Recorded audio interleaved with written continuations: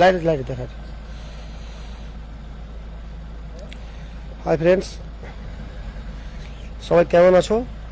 আশা করি সবাই ভালো আছো। এত রাত্রে লাইভে আসলাম একটা জরুরি কথা বলার জন্য।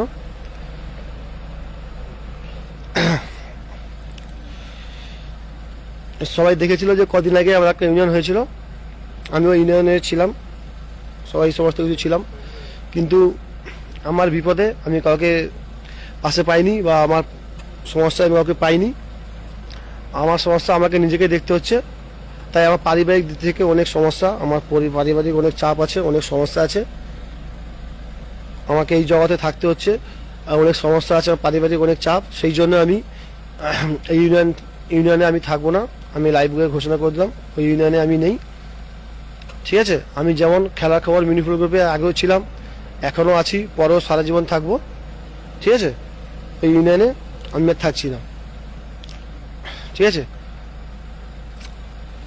ধন্যবাদ সবাইকে লাইভ দেখার জন্য এত রাত্রে। গুড নাইট, সবাই ভালো থাকবে।